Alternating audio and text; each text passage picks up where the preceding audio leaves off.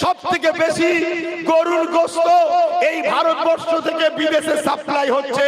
সেখানে বড় বড় কোম্পানি আছে, যে কোম্পানির মালিক সব অমুসলিম। সেখানে গো হত্যা হলে সেখানে সমস্যা হয় না।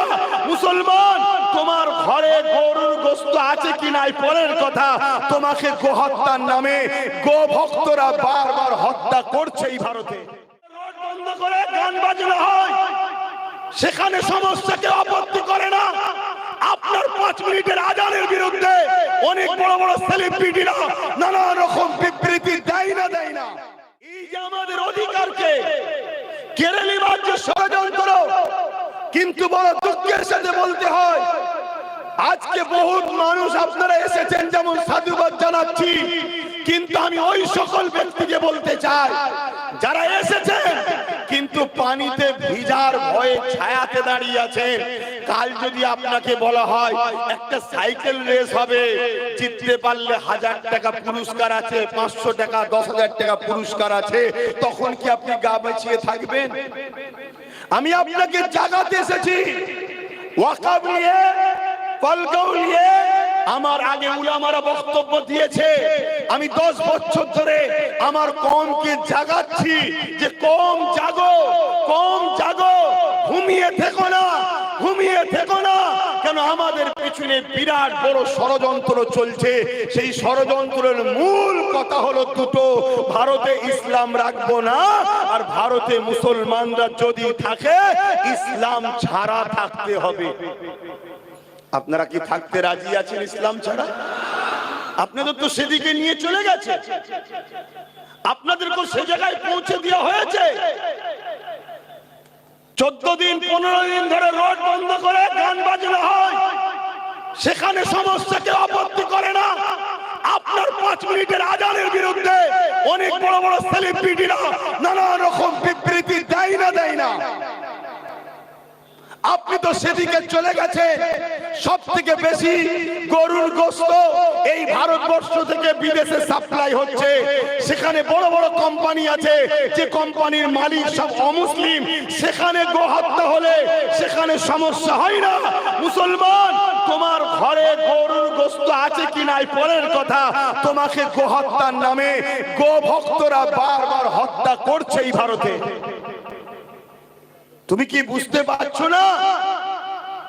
আজকে তুমি চতুর্দিকে তাকিয়ে দেখো, রেখে দেওয়া হয়, শোনা হবে,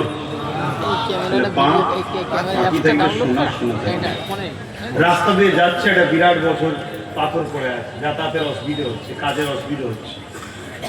যদি সাইডের লোক কিনে বলি ভাই আইনা ভাই তুলে নি, তোরও রাস্তা ক্লিয়ার, আমারও রাস্তা ক্লিয়ার, ঠিক না বেশি? তুইও যাতায়াত করিস, আমিও যাতায়াত করি, ঠিক না বেশি? এখন আমরা যারা বিপদে আছি, আই ভাই সবাই মিলে ধরি, ফেলে দিই, তোর রাস্তাও ক্লিয়ার, আমার রাস্তাও ক্লিয়ার। এটাকে বলা হয় বুদ্ধিমানের কাজ, হেকমতের কাজ। আমি তার নীতি মানিনি, সে আমারও নীতি মানেনি, ঠিক তো নাকি? হ্যাঁ, জড়িয়ে ফেলবেন না। আরেকটা কথা বলছি, খেয়াল করে দেখুন তো, কেউ একজন, নাম বলবেন না, মনে পড়লে যেন নাম বলে ফেলবেন না, কেউ একজন ভালোবাসার সম্পর্ক থাকে না, আমাদের সময় অনেক অমুসলিম ভাইতে ভালোবাসা আছে না? না, কেন থাকবে না? মানুষ মানুষকে ভালোবাসবে, মিশবে, উঠা বসা করবে।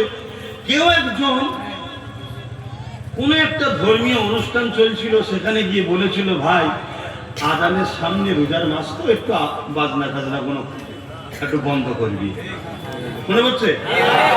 সে তার খাতির আছে, ভালোবাসাই বলেছে, একসাথে চলে বলতেই পারে।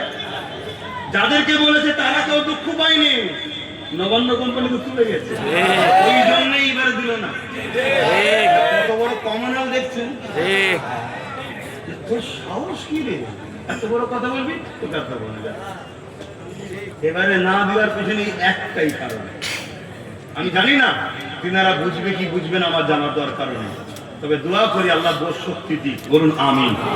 কমসে কম এখানে যদি কেউ ভালোবাসার মানুষ 2-4টে থাকেন, এই কারণে নিশ্চয়ই ফারাক খাই। কে একজন যে বলেছিল যে মুসলমানের নামা তো বাদ দিচ্ছে কেন, তাকেই দেখুন আর দেয় না, দেখছেন? কেউ একজন বলেছিল যে মুসলমানদের ঘরে ওটা 1000 টাকা না দিয়ে এদেরকেও 1200 টাকা দেওয়া হবে না, ওদের যেমন দেওয়া হচ্ছে। অমনি তার সিকিউরিটি গার্ড উঠে গেল, মন্ত্রী চলে গেল, মনে পড়ছে?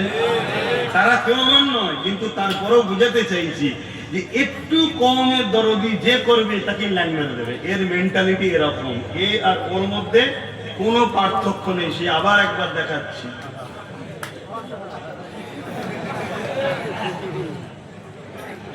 মনে থাকবে তো?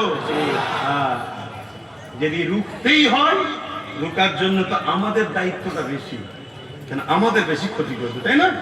রুখবো তো, কেন রুখবো না? কিন্তু যারা বিগত দিনে রুখে রেখেছিল তাদেরকে বলবো, ভাই আয়, যা ভুল করেছিস আর করবি না, হাওয়া দিচ্ছি, অক্সিজেন লে, ভালোভাবে চলবি। আর না হয় পা আমাদের তৈরি হচ্ছে, খুলে নেবো। কথা বুঝতে পারছেন তো? হ্যাঁ, আমার বাবা কথা স্পষ্ট। আমার কেউ মামুও নাই, কেউ চাচাও নাই। কথা বুঝে আসছে? আসেন, আল্লাহুম্মা আমিন।